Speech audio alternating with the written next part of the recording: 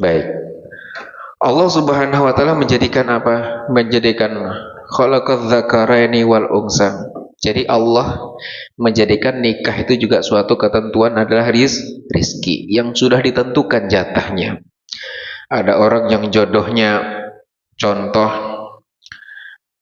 orang kaya jodohnya dapat kaya, ada tidak?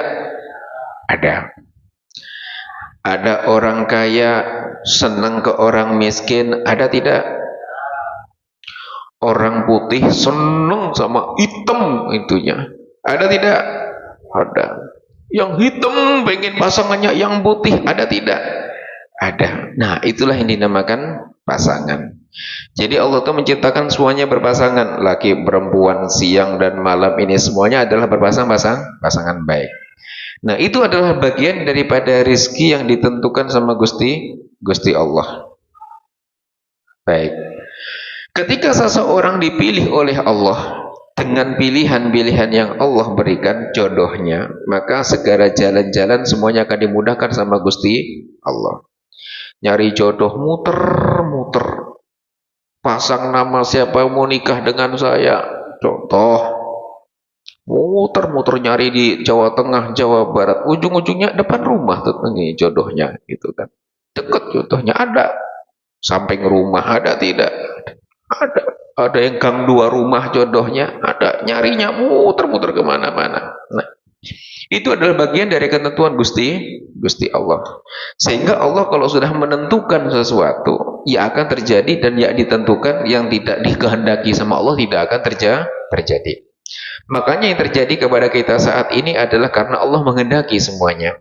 Terjadilah pernikahan karena kehendak Gusti Allah. Ada orang yang pacarannya lama, ada nggak? Ngabisin sawah 2 petak tuh pacaran tuh. Pacarannya sama siapa, ribut orang tuanya sama siapa, nikahnya sama siapa. Ada nggak kayak gitu? Ada. Ada yang belain pacarnya sampai ribut sama orang tuanya, ada kayak gitu. Ternyata ketika dijalani, jodohnya bukan sama yang tadi, sama yang lainnya. Itu adalah kehendak Gusti Allah. Sehingga apa? Pilihan Allah itu pasti yang terbaik buat hambanya. Cuman kadang hambanya tadi yang terlalu berburuk sangka atas apa yang Allah berikan.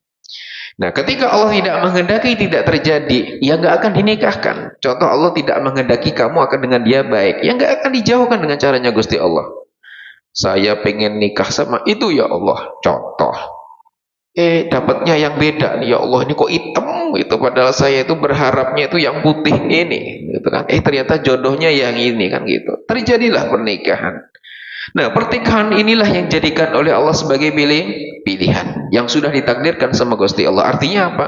Kamu baik dengan ini, tidak baik dengan yang itu. Itu adalah Allah, pilihan Gusti Allah. Cuman Allah nggak ngasih tahu sebab. Kenapa kamu nggak tak jadikan sama ini orang? Kalau kamu tahu nyesel, kenapa? Matinya cepat ternyata gitu. Matinya cepat. Dapat ini baru nikah itu ada kan? Tapi kan Allah nggak ngasih tahu sebabnya. Jadi apa? Tidak ada kehendak yang buruk buat hambanya. Dari situlah apa? Ada orang yang menikah cepat, ada orang yang menikah ini, ada yang menikah, ada yang tidak menikah. Semuanya adalah rizki.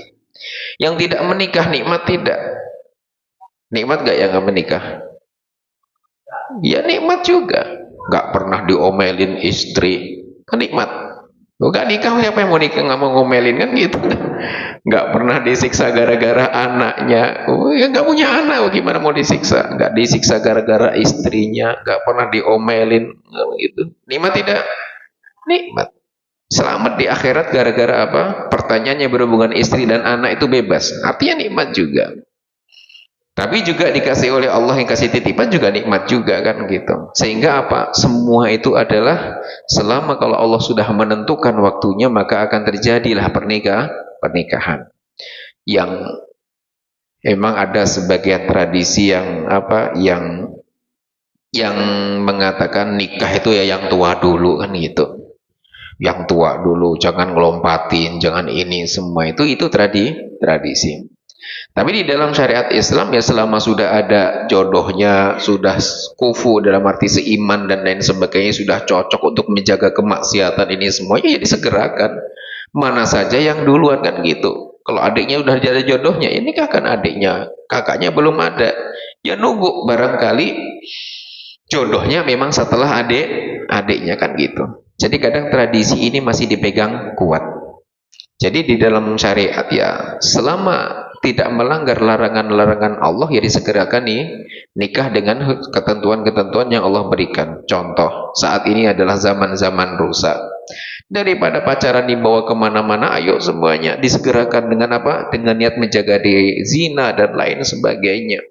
Karena yang namanya perzinahan sekarang sudah di mana-mana, nggak kenal usia, nggak kenal tempat, nggak kenal di mana terjadilah perzinahan. Mahasiswi ini semuanya udah banyak yang hamil nggak tahu bapaknya kan banyak. Ini bapaknya siapa? Nggak ada bapaknya. Waduh udah kayak Siti Maryam nggak ada bapaknya, ini hamil nggak ada bapaknya. Ada bapaknya, kata siapa nggak ada bapaknya. Jadi semua ada bapaknya. Baik, itu untuk menjaga. Jadi kalau sekiranya sudah ada jodohnya semua sudah tidak ada yang dipertimbangkan lagi, ya segerakan pernikahan untuk menjaga dari semua pintu kemaksiatan. Jadi disegerakan untuk menjaga semuanya. Tapi kalau belum memenuhi syarat secara hukum dan secara ininya belum ini, ya ditunggu sampai matang dan siap. Karena nikah itu bukan uji coba. Nikah itu adalah benar-benar ada hukum dan ketentuan-ketentuan yang Allah berikan, dan janji-janji dan siksanya juga berat bagi yang tidak melakukan apa yang sudah Allah perintahkan. Jadi apa? Jadi tentang yang bertanya tentang jodoh semuanya, kalau memang sudah datang jodohnya, segerakan menikah. Karena pada waktunya nanti akan tiba datang jodoh untuk kakaknya, jodoh untuk adiknya. Dan tradisi-tradisi yang tidak baik ya harus sadar mana syariat, mana yang bukan, kan gitu. Jangan sampai menunda pernikahan sehingga terjadi persinahan. Baik, wallahu a'lam bishawab.